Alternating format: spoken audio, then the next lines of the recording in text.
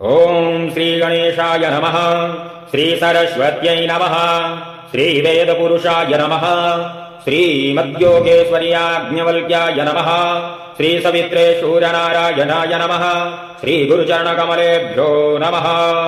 ओम गणनाथ सरस्वतीं रविशुक्रबृहस्पतीं पञ्चयितां संस्मरेन् नित्यं वेदवाणीं प्रवर्तयेत्। अथ श्री पुरुषोक्तम्।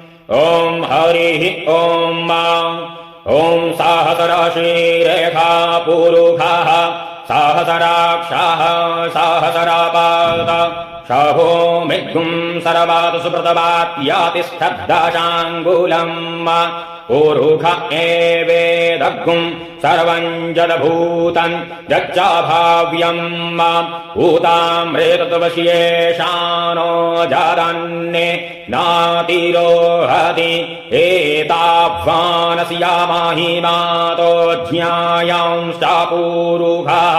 पादोऽस्य वृषभा भूतानि त्रेपा दशयामृतं दिवि त्रेपाधूर्ध्व उदयित्पुरुखाः पादोशेहा भवत पुनः ततो विभवं प्रकरामत्साशनानाशाये अभि ततो विराडजायातभिराजो अधिपुरुखः सजातो अतियादिचियाता पश्चाद्भूमिमाथो पुरः तस्मादज्ञा सर्वाहुताः सम्भ्रतं प्रखदाज्यम् पाशुंस्तांश्चकरे वायव्यानारण्य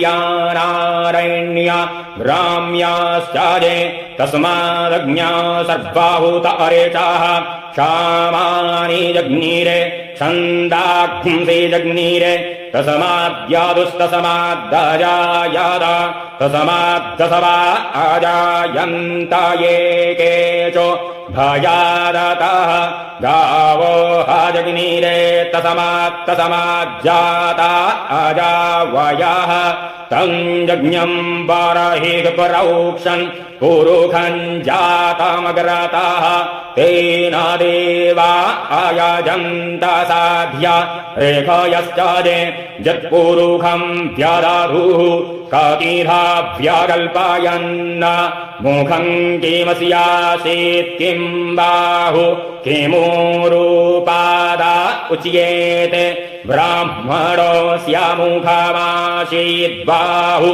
राजन्यः कृताः ऊरूतादस्या यद्वैश्याः पद्भ्याघ्शूद्रो अजायत चन्द्रमा मनसो जातस्तक्षोः सूर्यो अजायत श्रोत्राद्वायुश्च प्राणश्च मुखा अग्निराजायत नाभ्या आसि दन्तार्क्षघ्ं शीर्ष्णोद्यौः क्षामवर्ताद पद्भ्यां भूमिर्दिशः श्रोत्रात्तथा लोकान् अकल्पयन् यत्पुरुषेण हविषा देवाजज्ञामदन्वद वसन्तोऽस्यासीदास्यं ग्रीक्म इधमः सारद्भविः सप्तास्यासन् पारिधाय स्त्रीः सप्तासामिधाः कृताः